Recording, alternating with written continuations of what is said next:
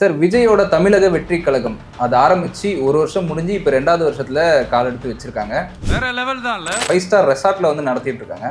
ரொம்ப எளிமையாக நடந்துருந்தது வேணா சொல்லலாம். பரந்த இடத்துல ஒரு விவசாய நிலத்தில் ஒரு பந்தல் போட்டு ஒரு நிகழ்ச்சி நடத்துறீங்கன்னு சொன்னால், ஒரு பொதுக்குழு நடத்துறீங்கன்னு சொன்னால், அப்போ சொல்லலாம் இது எளிமையாக வந்து கட்சிக்காரர்களே பந்தல் போட்டு நடத்துகிறாங்கன்னு சொல்லலாம். இது எளிமையான நிகழ்ச்சினே சொல்ல முடியாது. இல்லை, ஒருவேளை வெளியே எங்கேயாவது வச்சு அவங்களுக்கு பர்மிஷன் கொடுக்கறதுல திருப்பி சிக்கல் வருன்றது அப்படிலாம் கிடையாது சார். இதில் என்ன சார் இருக்குது, இவங்க தான் சார் அதை பில்டப் பண்ணுறாங்க. ஏங்க ஏற்கனவே இவங்க மாநாடு நடத்தலையா சொல்லுங்க பார்க்கலாம். இல்லை, அது 2-3 தடவை தள்ளி போச்சு. தள்ளி போனது தான் இருக்கட்டும், ஆனால் நடத்துனாங்கல்ல. உங்களுக்கு சௌகரியமான இடத்துல வச்சுட்டு அதுக்கப்புறம் நான் எங்கள் தலைவர் எளிமையான தலைவர். ஆனால் எளிமை மக்களுக்கான தலைவர் தானே சார் சொல்கிறாங்க. அது எளிமையான நீங்கள் சொல்லுங்கள். யாராவது வந்து பார்த்தீங்கன்னா இப்போ வந்து நாளைக்கு வந்து விஜயை சந்தித்து ஒரு மனு கொடுக்கணும், முடியுமா? முதல் முறையாக ஒய் பிரிவு பாதுகாப்புடன் வெளியே வந்த விஜய் அப்படின்றாங்க. அப்போ இது வரைக்கும் வந்து கேட்டால் கிட்டத்தட்ட 15 நாள் ஆச்சு சார் ஒய் பிரிவு கொடுத்து. அது வரைக்கும் அவர் எங்கேயுமே வெளியே போகலன்னு அர்த்தம் தானே.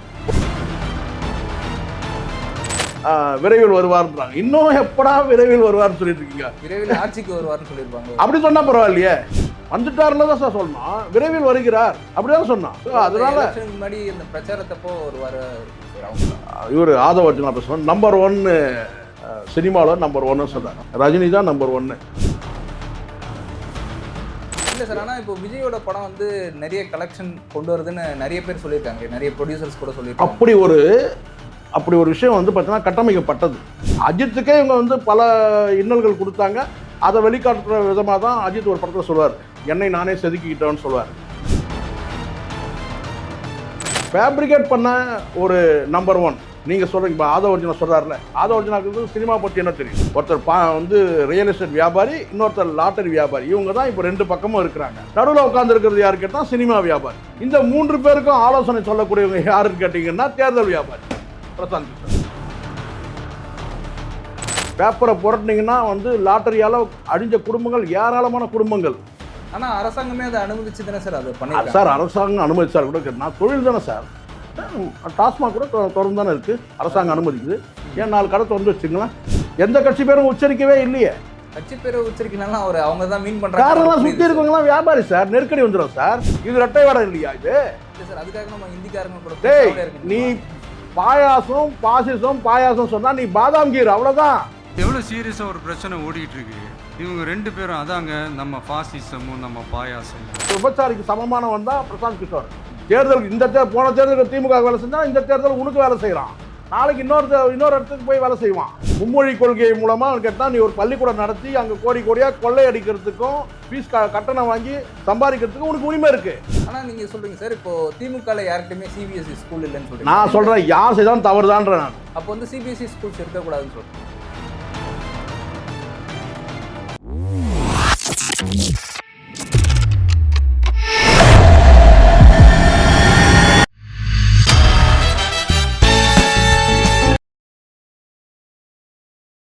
பிபிடி சினிமா நேயர்களுக்கு வணக்கம். இன்னைக்கு நம்ம கூட இன்டர்வியூல சே கிவாரா ஜெய்சங்கர் சார் தான் இருக்காரு. சார் வணக்கம் சார். வணக்கம் சார். வணக்கம் சார். விஜயோட தமிழக வெற்றி கழகம் அது ஆரம்பிச்சு ஒரு வருஷம் முடிஞ்சு இப்போ 2வது வருஷத்துல கால் எடுத்து வச்சிருக்காங்க. அதுக்கு வந்து ஒரு ஃபங்க்ஷன் வந்து நடத்திட்டு இருக்காங்க. இப்போ அது வந்து பாத்தீங்கன்னா ஒரு 5 ஸ்டார் ரெசார்ட்ல வந்து நடத்திட்டு இருக்காங்க. ஸோ இதை பத்தி உங்க கருத்து என்ன?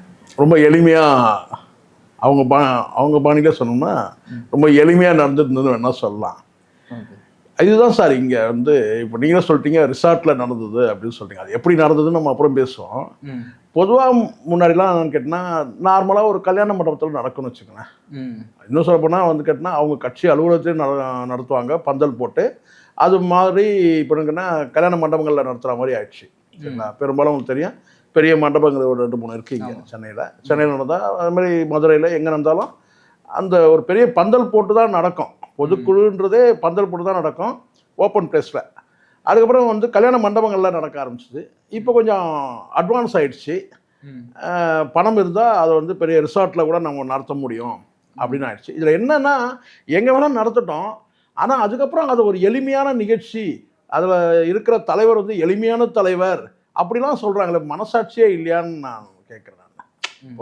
நீங்கள் நடத்தக்கூடிய அந்த ஃபங்க்ஷனே வந்து மிகப்பெரிய ஒரு ஹோட்டலில் கிட்டத்தட்ட ஒரு நபர் பங்கேற்கணும்னா 3000 ரூபான்னு சொல்கிறாங்க.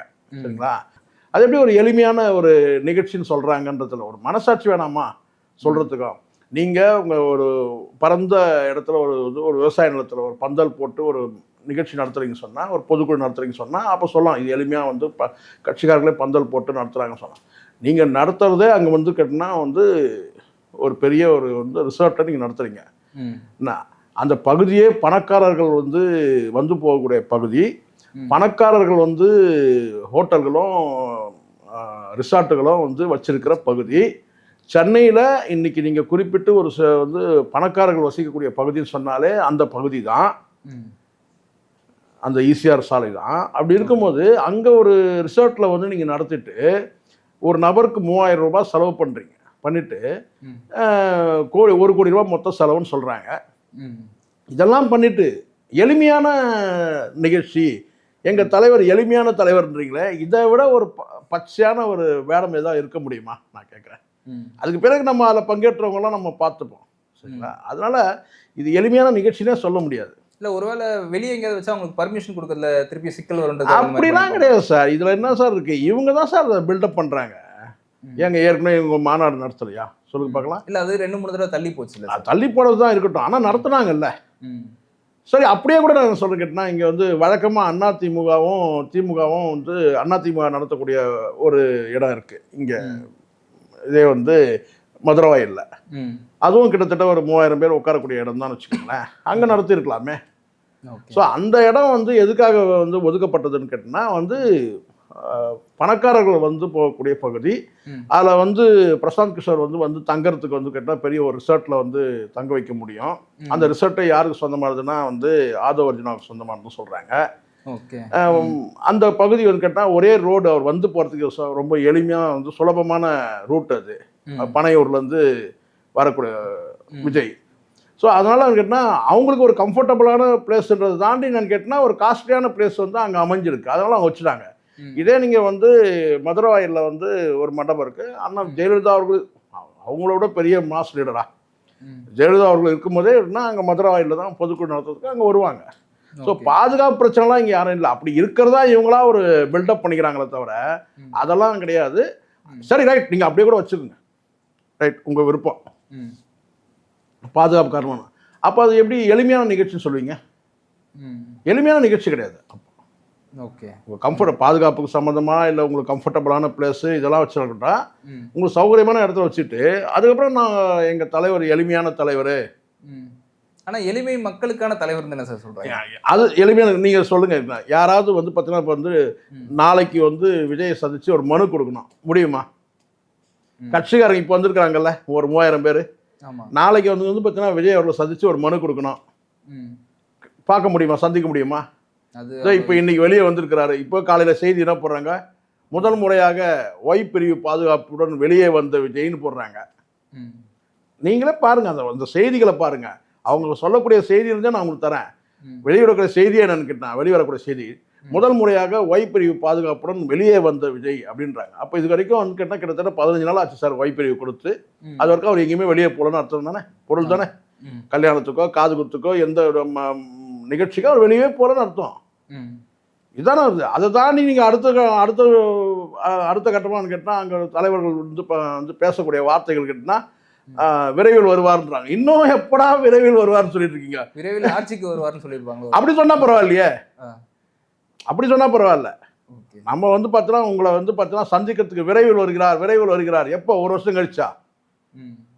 மாவட்ட அளவில் இன்னும் வெளியே போகவே இல்லைன்னு அர்த்தம். இன்னும் பனையூரம் தாண்டலன்னு அர்த்தம். மாவட்ட அளவில் சென்னையிலே சொல்லுங்க, வட சென்னை, மத்திய சென்னை, தென் சென்னை, எங்கேயாவது ஒரு போயிருப்பாரா? ஏதாவது ஒரு நிகழ்ச்சிக்கு, ஒரு திருமண நிகழ்ச்சிக்கு, இல்லை வந்து ஒரு இறப்பு நிகழ்ச்சியோட பாடியை கொண்டு வந்து உங்கள் வீட்டில் தானே கொண்டு வந்து வைக்கணும் மாலை போடுறதுக்கு. அப்படி தானே இருக்கு. இன்னும் அவங்க சொல்லிட்டு இருக்கிறாங்க சார். அதில் பேசக்கூடிய நபர்கள் விரைவில் வருகிறார் இன்னும் சொல்லிட்டே இருந்தா எப்படி? எப்போதான் வந்துட்டார்ல சொல்லணும். இப்போ வந்துட்டார்ல தான் சார் சொல்லணும். விரைவில் வருகிறார் அப்படிதான் சொன்னோம். ஸோ அதனால முன்னாடி இந்த பிரச்சாரத்தப்போ ஒரு வாரம் இருக்கும் சார். அவங்க சார் நான் சொன்னேன், நீங்கள் பிரச்சாரம் சார் ஆக மொத்தம் அரசியல் கட்சிக்கு தொடங்கிட்டீங்க, இதை எதுக்கு ஒரு பில்டப் கொடுத்துட்ருக்கீங்கன்றீங்க நீங்களே. நானே சொல்கிறேனே, இவங்க எப்படி இருக்குன்னா அதில் இருக்கிற முதல்ல இவங்க யாருன்றதை முதல்ல பாருங்கள். ஃபஸ்ட்டு நீங்கள் முதல்ல இதை முடிச்சிடும். நான் கேட்டேன்னா இவங்க யார்? அங்கே வந்து பார்த்தீங்கன்னா வந்து இவர் ஆதவ அர்ஜுனா பேசுவார் நம்பர் 1 சினிமாவில் நம்பர் 1 சொல்கிறார். ஆமா. ரஜினி தான் நம்பர் 1. ம். இதை சொன்னது யாரு? விஜயே சொல்லியிருக்கிறாரு, பகிரங்கமாக வந்து ஒத்துக்கிட்டு இருக்கிறார். ம். அந்த விஜய் வந்து பார்த்தீங்கன்னா 2வது இடம்னு சொன்னாலும் கூட அந்த 2வது இடத்துக்கே வந்து பார்த்தீங்கன்னா வந்து அந்த 1வது இடத்துக்கு ரஜினி வரணும்னா யாருக்கும் கோல்டு காயின் கொடுத்து, யாருக்கும் வந்து பால் பாக்கெட் வாங்கி கொடுத்து பால் அபிஷேகம் பண்ண சொல்லிலாம் வரவே இல்லை. இயற்கையாகவே வந்து முதல் இடத்துக்கு வராரு ரஜினி. இன்றைக்கும் அந்த இடத்த வந்து தக்க வச்சுட்டு இருக்கிறாரு. 75 வயசு, 175 படம். இன்றைக்கும் அவர் வந்து பிஸியாக இருக்கிறாரு. அவர் தான் நம்பர் 1ன்றது எல்லாருக்கும் தெரியும்.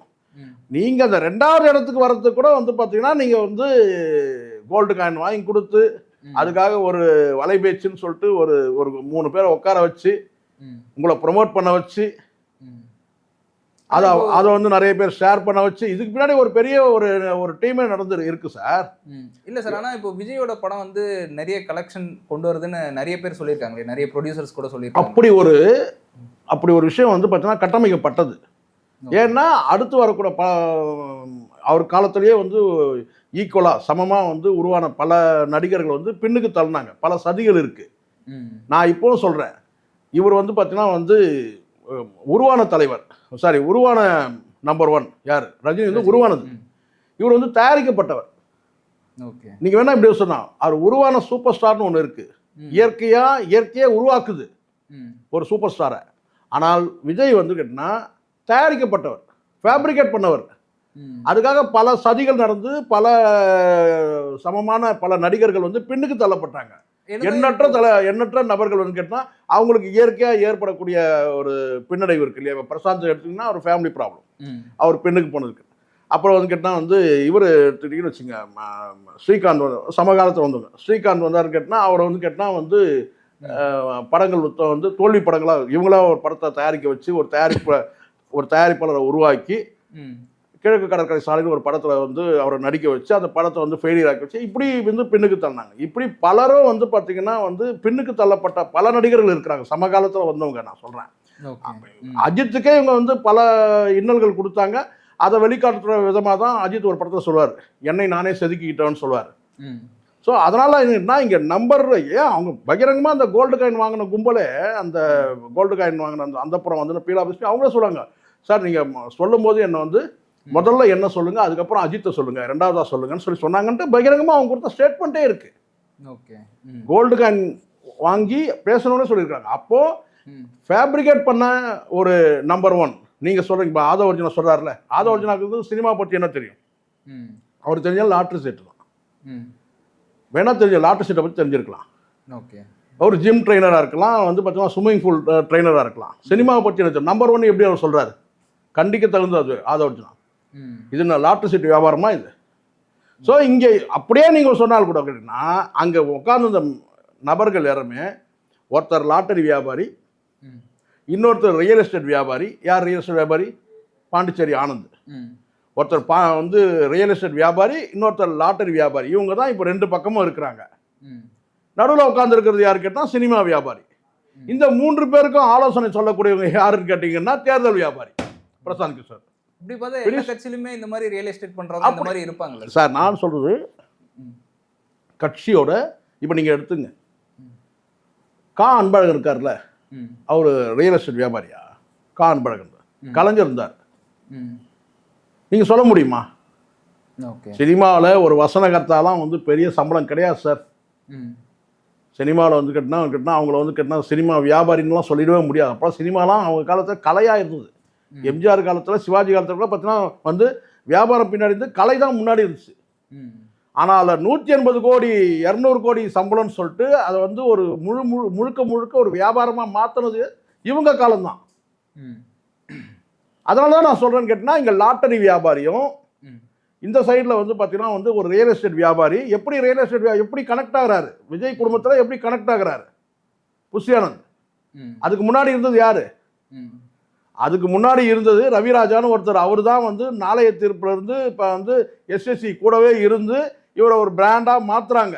பல தோல்விகளுக்கு பிறகு சர்க்கிள்களுக்கு பிறகு அதுக்கு பிறகு வந்து விஜயகாந்தோட வந்து பார்த்தீங்கன்னா தயவை நாடுறாங்க. அதுக்கப்புறம் விஜயகாந்த் தான் வந்து கேட்டால் ஒரு படத்தில் அவருக்கு வந்து அவர் வந்து அது பழைய கதைகள் உங்களுக்கு தெரியும். ஸோ அப்போ வந்து இவர் தூக்கி நிறுத்துறதே விஜயகாந்த் தான். அப்போ வந்து ரவிராஜான்றவர் தான் முழுக்க முழுக்க இவருடைய அனைத்து வேலைகளையும் வந்து பார்த்தவர். நோட்டீஸ் அடிக்கிறதா இருந்தாலும் சரி, ரசிகர் மன்றத்தை உருவாக்குறதாலும் சரி, அதை வழி நடத்துறது எல்லாமே ரவிராஜா தான். அதுக்கப்புறம் வந்து வியாபார நிமித்தமாக, ரியல் எஸ்டேட் வியாபார நிமித்தமாக தான் இவர் லிங்க் ஆகுறாரு. அதுக்கப்புறம் அப்பாவையும் ஓரம் கட்டுறாரு, வந்து ரவிராஜாவையும் வந்து காணாமல் போக செய்கிறாருன்னு வச்சுக்கோங்களேன். இது வரலாறு, விஜய் உருவான வரலாறு நான் சொல்கிறேன். அப்போ இங்கே வந்து கேட்டால் ஒரு ரியல் எஸ்டேட் வியாபாரி, இன்னைக்கும் ரியல் எஸ்டேட் வியாபாரம் பண்ணக்கூடிய நபர் தான் புசியானது, மறுக்கவே முடியாது. அப்போ லாட்டரி மூலமா லாட்டரி வியாபாரம் இன்னைக்கு இல்லைன்னு நினைக்கிட்டோம்னா, அந்த லாட்டரிகளை கோடி கோடியா கொள்ளையடிச்ச மார்ட்டின்றவருடைய மருமகன் தான் இந்த ஆதவர்ஜுன். ஆதவர்ஜுனா வந்து எப்படி உருவானார் அந்த வரலாறு நமக்கு தேவை. இன்னைக்கு அவர் என்னவா இருக்கார்? இன்னைக்கு மார்ட்டின்ற ஒரு மிகப்பெரிய வந்து ஒரு லாட்டரி கொள்ளைக்காரனுடைய மருமகன் தானே. பல குடும்பங்கள் அழிஞ்சது சார் லாட்டரி செட்னால வந்து கேட்டால் அது அந்த பழைய வரலாறு எடுக்கணும். பல குடும்பங்கள் பேப்பரை புரட்டினீங்கன்னா வந்து லாட்டரியால அழிஞ்ச குடும்பங்கள் ஏராளமான குடும்பங்கள். ஆனா அரசாங்கமே அதை அனுமதிச்சு தானே சார் அதை பண்ணி சார். அரசாங்கம் அனுமதிச்சால் கூட கேட்டா தொழில் தானே சார். டாஸ்மாக் கூட திறந்து தானே இருக்கு, அரசாங்கம் அனுமதிக்குது. ஏன் 4 கடை திறந்து வச்சுங்களேன், செய்ய மாட்டோம்ல. நமக்கு வந்து ஒரு அரசியல் கட்சியில் நீங்க இருக்கிறீங்கன்னா ஒரு எத்திக்ஸ் இருக்கு. நீங்க சாதாரண நபர்கள் வேற. இன்னைக்கு ஏன் விஜய் வந்து இந்த மும்மொழி கொள்கை விஷயத்துல வந்து கேட்டா பூசினா மாதிரி பூசாத மாதிரி எதுக்கு பேசணும்? போல்டா இல்லையா பேச்சு? ஏன் இல்லை? ஏன் இல்லை? ஒரு பொதுக்குழுவில் வந்து நீங்க பேசுறீங்க, 2வது ஆண்டு துவக்க விழாவில் பேசுறீங்க, போல்டா வரவே இல்லையே. எந்த கட்சி பேரும் உச்சரிக்கவே இல்லையே. கட்சி பேரை உச்சரிக்கலாம், அவங்க தான் மீன் பண்றாங்க. காரணம் சுத்தி இருக்கவங்கலாம் வியாபாரி சார், நெருக்கடி வந்துடும் சார். ஆதவர்ஜுனா வந்து ஒரு லாட்டரி வியாபாரியோட மருமகன் தான், அவ்வளவுதான். இங்க ரியல் எஸ்டேட் வியாபாரி, நீ சினிமா வியாபாரி. உங்களை எல்லாம் வழிநடத்துறதுக்கு பீகார்ல இருந்து வந்து கண்டெடுக்கப்பட்ட ஒரு தேர்தல் வியாபாரி. தேர்தல் பணம் வாங்குறவன் தானே சார் பிரசாந்த் கிஷோர். யாரு அவன்? தமிழ்நாட்டுக்கு அவனுக்கு என்ன தொடர்பு? அவன் யார் சார் இங்க வந்து சொல்றதுக்கு? நாளைக்கு வந்து 26 ஆட்சி அமைப்பார் சொல்லிட்டு விஜய் வந்து ஆட்சி அமைப்பா சொல்றதுக்கு இவன் யாரு? இவன் முன்மொழித்துக்கு இவன் யாரு? பிரசாந்த் கிஷோர் யாரு? ஒரு பக்கம் பிரசாந்த் கிஷோரை கொண்டு வந்து ஒரு இந்திக்காரன் தான். பிரசாந்த் கிஷோர் ஒரு இந்திக்காரன் தானே. பிரசாந்த் கிஷோர் இந்திக்காரன் கொண்டு வந்து கேட்டா நீங்க வந்து ஒரு சிறப்பு விருந்தினர், தலைமை விருந்தினராக வச்சுட்டு நான் வந்து மும்மொழி கொள்கையை வந்து பார்த்தீங்கன்னா நான் வந்து எதிர்க்கிறேன்னு சொன்னா எப்படி இருக்கும்? இல்ல இந்தியை எதிர்க்கிறேன்னு சொன்னா எப்படி இருக்கும்? இது இரட்டை வேடம் இல்லையா இது? இல்ல சார், அதுக்காக நம்ம இந்திக்காரங்க கூட இருக்க முடியும். நீ பாயாசம் பாயாசம் சொன்னா நீ பாதாம் கீர், அவ்வளவுதான். அவ்வளவுதான். விஜய் ஒரு பாதாம் கீர், அவ்வளவுதான். நான் நியாயமா பேசணும் சார். நீங்க உங்க கொண்டு வந்து தலைமை சார் பிரசாந்த் கிஷோர் தேர்தல் வியாபாரி. தேர்தல் வந்து பார்த்தீங்கன்னா வந்து அவன் வந்து வேலை செய்கிறான், பணம் கொடுத்து தான் வேலை செய்கிறவன். கிட்டத்தட்ட வந்து விபச்சாரின்னு சொன்னாலும் கூட தகும். ஆனால் விபச்சாரிகளுக்கு கோபம் வரும். அவங்கக்கிட்டையாவது வந்து பார்த்தீங்கன்னா ஒரு எத்திக்ஸ் இருக்கும், புரியுங்களா? மினிமம் எத்திக்ஸ் வந்து மெயின்டைன் பண்ணுவாங்க விபச்சாரிகள். கிட்டத்தட்ட விபச்சாரிக்கு சமமானவன் தான் பிரசாந்த் கிஷோர். தேர்தல் இந்த போன தேர்தலுக்கு திமுக வேலை செஞ்சால் இந்த தேர்தல் உனக்கு வேலை செய்கிறான். நாளைக்கு இன்னொரு இடத்துக்கு போய் வேலை செய்வான். நாளைக்கு இதே வந்து அதிமுக கூப்பிட்டாலும் அங்கே போய் வேலை செய்வான். அப்போ யார் கூப்பிட்டாலும் வந்து ஒரு கால் மாதிரி போறவன் தான் பிரசாந்த் கிஷோர். அவனை கூப்பிட்டு வந்துட்டு இங்க வந்து ஒரு தலைமை விருந்தினராக உட்கார வச்சுட்டு யாரை ஏமாத்துற வேலை இது சொல்லுங்க? பாசிசம் பாயாசம் வந்து பேசிட்டு இருக்கிற. நான் சொல்றேன் நீ பாதாம் கீர், அவ்வளவுதான். ஒன்னும் டிஃபரெண்ட் இல்லையே. மும்மொழி கொள்கையை நீ எதிர்க்கிறனா உன் பள்ளிக்கூட விஷயம் நாரிக்கிட்டு இருக்க. ஏன் பேசல? உன் லாட்டரி வியாபாரி ஒருத்தன் உட்கார்ந்து இருக்கிறான்ல, அவன் பேசுறான் அதை பத்தி.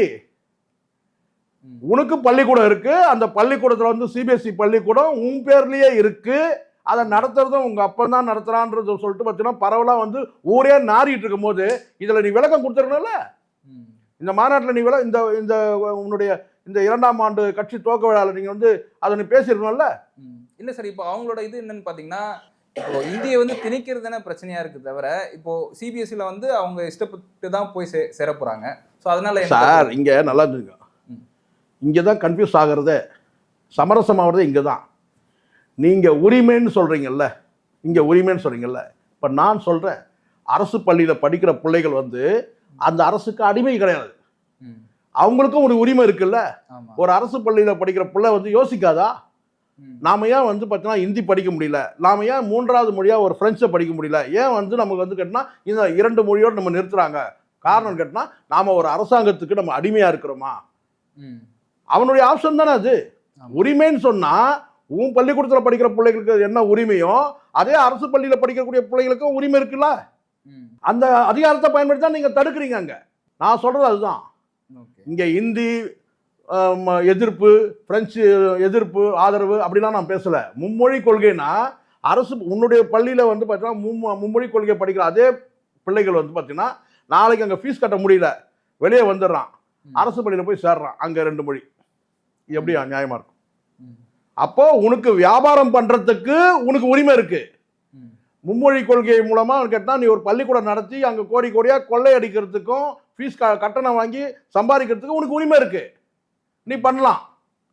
ஆனால் சாதாரண பணம் கட்ட முடியாத ஏழை பிள்ளைகள் வந்து அதே அந்த படூர்ல இருந்து அப்படி வெளியே வந்து ஒரு அரசு பள்ளியில் போனாங்கன்னா அவங்களுக்கு இருமொழி கொள்கை. இது எப்படி நியாயமா இருக்கும்? இதுல எங்க நீ வந்து அவங்கள வந்து பாயாசமும் பாசிசம் நீ சொல்லிட்டு இருக்கிற? அதனால தான் சொல்றேன் விஜய் பாதாமிகர்னு சொல்றேன். அவ்வளவுதான் வித்தியாசம். ஜஸ்ட் கொஞ்சம் டிஃபரன்ஸ், அவ்வளவுதான். நியாயமா பேசணும் சார். நீங்க இப்ப இந்த இடத்துல விளக்கம் தரணும். என்னன்னு கேட்டீங்கன்னா, இல்லைங்க அந்த பள்ளிக்கூடத்துக்கும் எனக்கு எந்த தொடர்பும் கிடையாதுங்க, அது என் பள்ளிக்கூடமே இல்லை. நீங்க பிழைக்கிறதுக்கு வியாபாரம் பண்றதுக்கு பள்ளிக்கூடம் நடத்தி கேட்டீங்கன்னா கொள்ள லாபம் அடிக்கிறதுக்கு ஒரு பக்கம் வந்து பார்த்தீங்கன்னா வந்து உங்க பேர்ல உள்ள உங்க அப்பா பேர்ல உங்க அம்மா பேர்ல வச்சுப்பீங்க. இன்னொரு பக்கம் இந்த சைடு வந்து என்ன செய்ய கேட்டீங்கன்னா நாங்கள் நாளைக்கு ஆட்சி அமைச்சாங்கன்னா தமிழக வெற்றி கழகம் ஆட்சி அமைச்சா இருமொழி கொள்கையை நாங்கள் பின்பற்றுவோம். ஆனா நீங்க சொல்றீங்க சார், இப்போ திமுக யார்கிட்டயுமே சிபிஎஸ்இ ஸ்கூல் இல்லைன்னு சொல்றீங்க. நான் சொல்றேன் யார் செய்தாலும் தவறுதான்ற. நான் தமிழக வெற்றி கழகம் மட்டும் சொல்றேன். இல்ல இங்க பேசும்போது விஜய் இந்த மாநாட்டில் பேசும்போது நம்ம பேசுறோம். நான் நேற்று வரைக்கும் சொல்றேன், இதே திமுக தரப்புல செஞ்சாலும் தவறு தான் அது. திமுக தரப்புலையும் பலரும் நடத்துறாங்க, பள்ளிக்கூடம் நடத்துறாங்க, சிபிஎஸ்இ பள்ளிக்கூடங்கள் நடத்துறாங்க, மெட்ரிகுலேஷன் கிட்ட மும்மொழி கொள்கை பின்பற்றப்படுது தனியார் பள்ளியில. அப்போ வந்து சிபிஎஸ்இ ஸ்கூல்ஸ் இருக்கக்கூடாதுன்னு சொல்றீங்களா? நான் சொல்றதுக்கு நான் இருக்கக்கூடாது சார். அங்க என்ன உரிமை இருக்குதோ அது அனுமதிக்கப்படுது. கல்வி தானே, அதுவும் கல்வி தானே. அங்கேயும் கல்வி தான். அந்த கல்வி அங்க அங்க அனுமதிக்கப்படுறதுன்னு கேட்டா நீங்க அரசு பள்ளியில கொண்டு வாங்கன்ற தப்பு கிடையாதுன்ற. நான் முடிவு பண்றது யாரு? எனக்கு எந்த கல்வி வேணும் முடிவு பண்றது யார்? நான் கேட்கறது அதுதான். எனக்கு வந்து பார்த்தீங்கன்னா எனக்கு விருப்பம், நான் அரசு பள்ளியில் தான் நான் படிக்கிறேன். ஆனால் நான் எனக்கு அதுக்கு 3வது ஒரு மொழி தேவை. அது பிரெஞ்சுனா இருக்கட்டும், தெலுங்குனா இருக்கட்டும், கன்னடனா இருக்கட்டும், ஏதாவது இருக்கட்டும். அதை எப்படி நீங்க மறுப்பீங்க? உங்க அதிகாரத்தை பயன்படுத்தி நீங்க மறுப்பீங்களா? நீங்க இல்ல சார், இப்போ மக்கள் தேர்ந்தெடுத்து தான் வந்து கரெக்ட் உட்கார வைக்கிறாங்க. மக்கள் கிட்ட போய் நீங்க வந்து பார்த்தீங்கன்னா ஓட்டு எடுப்பு நடத்துறீங்களா? மும்மொழி கொள்கை வேணுமா வேணாமான்றத? அப்படின்னா நம்ம நீங்க கட்சி கொள்கை சார், நீங்க கட்சியை உருவாக்கிட்டு கட்சியில ஒரு கொள்கையை வச்சிருக்கீங்க. என்னன்னு கேட்டா இருமொழி கொள்கைன்னு சொல்லிட்டு கட்சி தான் உங்க கொள்கையை முடிவு பண்ணுது. மக்கள் கிட்ட கேட்டீங்களா? நீங்க மக்கள் முடிவு பண்ணா நீங்க ஆப்ஷன் கொடுங்க. இல்லைங்க எனக்கு வந்து பார்த்தீங்கன்னா இது வந்து மும்மொழி கொள்கை இருக்கு, இங்க இந்த பள்ளியில வந்து 3 மொழி இருக்கு, எந்த மொழி நீங்க தேர்வு பண்ணுங்க. மக்கள் முடிவு பண்ணிட்டோம். இல்லைங்க எனக்கு வேணாங்க, இந்த ஸ்கூலை எனக்கு வேண்டாம்னு சொல்லிட்டோம். சொல்லுவாங்களா அந்த மாதிரி? எங்க சொல்லியிருக்கிறாங்க அந்த மாதிரி? இப்போ எல்லாத்துக்கும் இந்த மாதிரி நம்ம மக்கள்கிட்ட கேட்டு பண்ண முடியுமா சார்? கண்டிப்பாக பண்ணணும் சார். சார் ஒரு விஷயம் நிலைமை, இது நல்ல கேள்வி நீங்க கேட்டீங்க. நான் சொல்றேன், ஒரு 65ல் இந்திய எதிர்ப்பு போராட்டங்கள் வலுவாக இருக்கு. அப்போ வந்து மக்களுக்கு அடிப்படை கல்வி கிடைச்சா போதுன்ற நிலைமை இருந்துச்சு. வெறும் தமிழ் மட்டுமே படித்தா போதுன்ற ஒரு காலகட்டம் இருந்தது. அதுக்கப்புறம் ஆங்கிலம் வந்து பார்த்தீங்கன்னா ஒரு பொதுமொழியாக வந்து கேட்டினா வந்து ஆங்கிலம் வந்து தேவைப்படும். அப்போது அடிப்படை கல்வி தான். ஆங்கிலம் படிக்கிறவங்கலாம் ரொம்ப மார்க்கெட்டுலாம் ரொம்ப ரொம்ப ரேர் தான். 60களில் நான் சொல்கிறது 60-65 கிட்டனா ஒரு பர்சன்டேஜில் பார்த்தீங்கன்னா வந்து ஆங்கிலம் எடுத்து படிக்கிறவங்க ஆங்கிலம் பள்ளியில் இருந்தாலும் கூட படித்து மதிப்பெண்கள் பிறகு சொற்பமாக இருந்தாங்க. ஆங்கிலம் அவ்வளோ கடினமாக இருந்துச்சு. அடிப்படை கல்வி கிடைச்சா போதும் இருந்துச்சு, அவ்வளோதான் இருந்துச்சு. நம்ம காலத்துல எங்கள் காலத்துல அவ்வளோதான் இருந்துச்சு. B for ball, A for apple, இதுதான் படித்தோம். அடிப்படையில் அவ்வளோதான் இருந்தது. அப்புறம் ஆங்கில புலமையெல்லாம் படிக்கவே இல்லை. எந்த கல்லூரியிலும் வந்து இங்கிலீஷ் லிட்ரேச்சர் கோர்ஸ்லாம் கிடையாது. அடிப்படை கல்வி மட்டும் இருந்தது. ஆனால் இன்னைக்கு அப்படி இல்லை சார். இன்னைக்கு கல்வி குறித்த தேடல் இருக்கு, நவீன கல்வி குறித்த தேடல் இருக்கு. அப்போ இந்த டைம்ல வந்து நீங்க மறுபடியும் மீண்டும் நீங்க வந்து பார்த்தீங்கன்னா நீங்க வந்து ஆரம்பத்தில் நீங்க நசுக்குனீங்கன்னா எப்படி? பல பிள்ளைகள் வந்து நீங்க போய் ஒரு பிளே கிரவுண்ட்ல போய் விளையாடுறாங்க. அவன் வந்து ஒரு ஆங்கிலம் பேசுறான், அங்க வந்து பார்த்தீங்கன்னா பிரெஞ்சு பேசுறான், இல்லை ஹிந்தியே பேசுறான்னு வச்சுங்க. இங்க நம்ம பிள்ளைகள் வந்து எப்படி இருக்கும்? நான் சொல்கிறேன், இன்னும் மற்ற மாநிலங்களில் இப்போ கேரளாவை எடுத்துங்க, ஆந்திராவை எடுத்துங்க, கர்நாடகாவை எடுத்துங்க சார். அங்கே உள்ளவங்க வந்து பார்த்தீங்கன்னா வந்து இந்தி ஆரம்ப கல்வியை இந்தி பயில்றதுனால அவங்க வந்து என்ன வந்து இராணுவத்திலே எடுத்துங்க, இந்திய இராணுவத்திலேயே அவங்க கேட்டால் ஒரு ஃபர்ஸ்ட் பிளேஸ்க்கு போயிடுறாங்களே. எப்படி ஒரு ஃபர்ஸ்ட் தான் நான் சொன்னேன், ஒரு ஏ கிரேட் ஆஃபீஸராக இருக்கிறாங்க இராணுவத்தில். நீங்கள் இல்லையான்னு கேட்பீங்க. தமிழ்நாட்டில் இருக்கிறாங்க, எண்ணிக்கை அளவில் பாருங்கள். ஆமாம், டிஃப்ரென்ஸ். இங்கே கல்வி பயின்று அதுக்கு பிறகு அவங்க வந்து இராணுவத்தில் சேர்ந்து அங்கே இராணுவ பள்ளியில் வந்து ஹிந்தி படித்த பிறகு தான் ஒரு உயர் பதவியை அடைய முடியும்.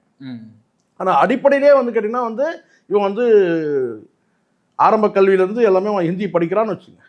அப்போ அவனுக்கு வந்து எளிதாக இருக்கும்ல ஒரு எக்ஸாம் எழுதுறதுக்கு கூட.